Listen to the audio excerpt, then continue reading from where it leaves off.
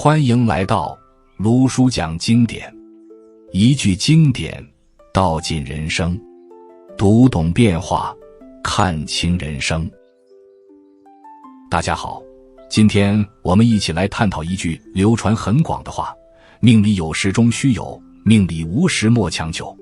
这句话像一面镜子，照出了人间两种极端的苦。第一种苦是求不得，我们想要财富，想要地位，想要一份圆满的感情，想要一个顺遂的人生，我们拼尽全力，用尽心思，可结果呢，往往事与愿违。那份渴望像火一样在心里烧，烧得我们焦虑、愤怒、不甘。夜深人静时，我们反复问自己，为什么别人可以，我不行？这份求不得的苦，几乎每个人都尝过。第二种苦是怕失去，好不容易得到了，我们开始患得患失，手里的财富怕缩水，身边的爱人怕变心，眼前的地位怕不稳，我们紧紧抓着，用尽全力去维护，生怕一松手，这一切就没了。这份守护的焦虑像一根无形的绳子，把我们的心捆得死死的，让我们在拥有时也无法真正安心享受。古人曾说，人生在世如白驹之过隙，忽然而已。生命如此短暂，我们却常常把大把的时间消耗在这求不得与怕失去的煎熬里。我们总以为只要得到了那个想要的东西，快乐就会自动到来。可现实往往是，得到的那一刻快乐转瞬即逝，紧接着是下一个目标带来的新的焦灼。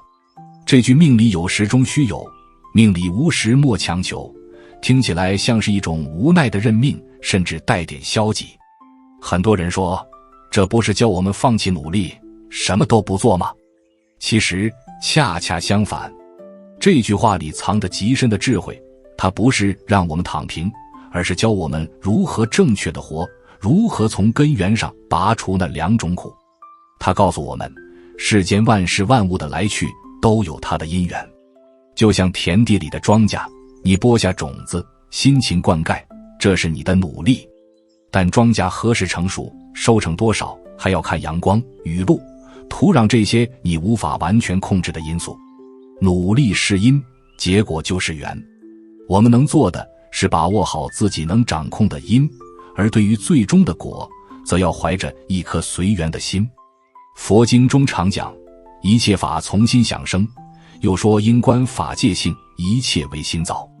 我们的心才是那个能造出苦乐成败的根源。如果我们的心一直执着于一定要得到或者一定不能失去，那无论外界如何，我们已经在苦海中了。反之，如果我们的心能够明白因缘的道理，在努力的同时懂得顺应和接受，那么无论外境如何变迁，我们的内心都有一片安宁的天地。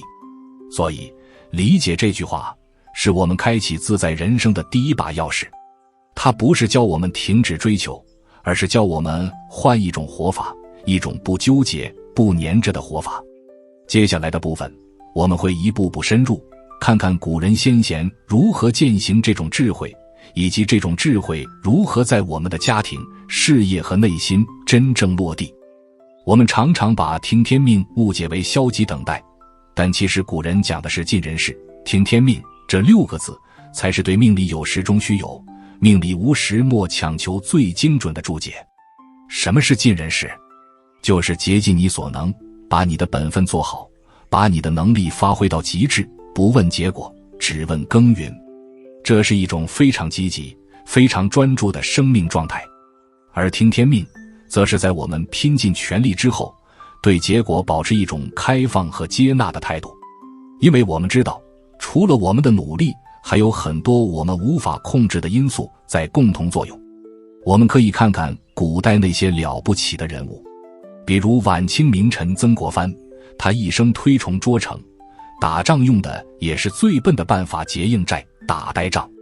他从不幻想奇迹，也不依赖投机，只是扎扎实实地做好每一件事，把自己能控制的人事尽到极点。但同时他又深知仕途险恶，世事无常，所以在写给家人的信中，他常说凡事皆有天意，不可与天争。他努力为国事操劳，但也坦然接受任何结果，无论是被贬斥还是被重用，他都能保持内心的平衡。这种精神不就是对尽人事听天命最好的诠释吗？他努力了，但不强求一个必然的对自己有利的结果。这就是莫强求的真意，不是让你不努力，而是让你不要在结果上死死执着。我们再看儒家经典《论语》里的记载，孔子在陈国和蔡国之间被困，粮食断绝，跟随他的人都病得起不来了。这时候子路满脸怨气地去问老师，难道君子也有穷途末路的时候吗？孔子是怎么回答的？他说，君子固穷，小人穷斯滥矣。意思是君子在困顿中依然能坚守道义，安住于自己的本分，而小人在困顿中就会放弃原则，胡作非为了。孔子一生周游列国，推行自己的政治理想，这是他的尽人事。即便屡屡碰壁，甚至被形容为丧家之犬，他也从未放弃，但也从未强求任何一个国君必须采纳他的主张。这就是圣人的境界。所以当我们在念起命里有时终须有，命里无时莫强求时，心里应该升起一种力量，它提醒我们要把注意力从那个我们无法控制的果收回到我们可以掌控的因上。我的事业能做多大，要看很多因缘，但我可以决定的是，今天我是否全身心投入了。我的孩子未来是否优秀，也有他的因缘，但我可以决定的是，今天我是否给了他无条件的爱和正确的引导。当我们把焦点放在尽人事上，过程本身就是一种充实和快乐。而当我们不再强求结果时，天命所给予的无论是什么，我们都能坦然接受，甚至从中看到它积极的一面。这便是古人留给我们应对世事的宝贵心法。如果说古人的言说为我们指明了在世间的行事原则，那么佛家的智慧则更进一步，带我们深入到这颗心的层面，去看清强求的根源，以及如何获得真正的自在。佛经里有这样一句话，大家可能很熟悉，一切有为法，如梦幻泡影，如露亦如电，应作如是观。这句话不是在否定世界的存在，而是提醒我们，世间所有因缘和合而生的事物，包括我们执着追求的名利、情感、地位，它们都是无常的，都在一刻不停的变化。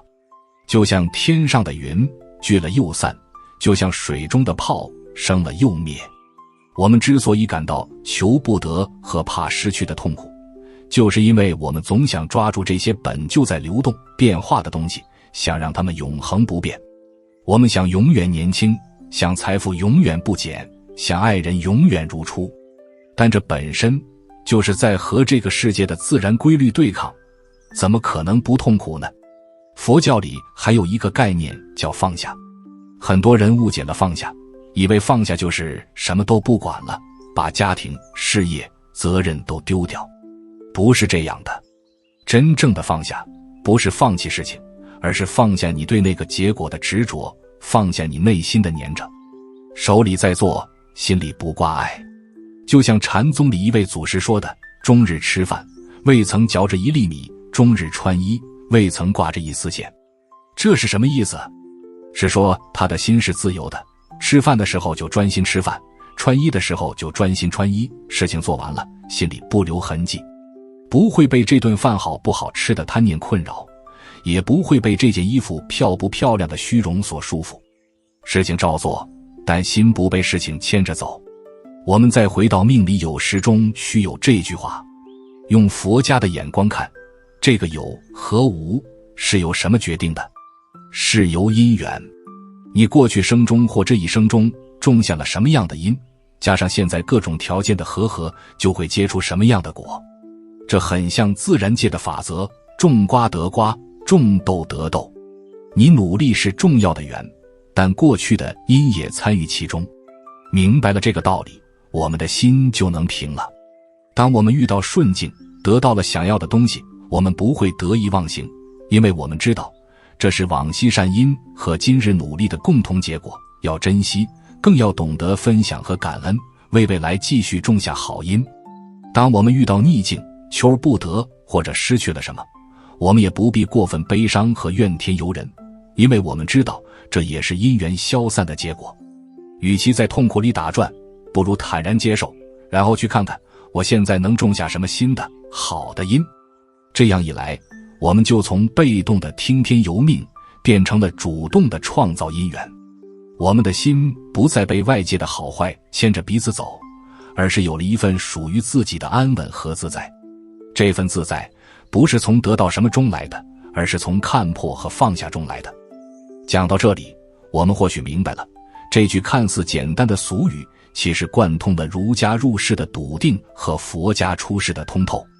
那么最后也是最重要的一个问题，如何把这些智慧真正用到我们每天的生活里，让它不再是纸上谈兵，而成为我们触手可及的安宁呢？真正的修行从来不在深山古刹里，就在我们的柴米油盐待人接物之中。当你面对工作压力时，你可以试试这样做，全身心投入去解决问题，这是尽人事。但如果结果不如预期，甚至搞砸了，你能否对自己说一句，我已经尽力了，剩下的随缘吧，然后总结经验，继续前行，而不是陷入自我否定和懊悔的漩涡里。这就是在世上练心，练习莫强求。当你面对情感关系时，无论是亲情、友情还是爱情，你只管真诚地去付出，去爱护，去沟通，这是你的本分。但对方如何回应，关系走向何方，有太多你无法控制的因缘。如果有一天一段关系必须结束，你能否心怀感激地放手，祝福对方，也祝福自己，而不去怨恨和纠缠？这就是在情上练心，练习放下执着。当我们的心越来越习惯于这种因上努力，果上随缘的节奏，你会发现，你拥有的不是变少了，反而变多了。你拥有了内心的平静，无论外界风浪多大，你都有一个可以回去的港湾。你拥有了真正的自由，不再被欲望和恐惧所捆绑。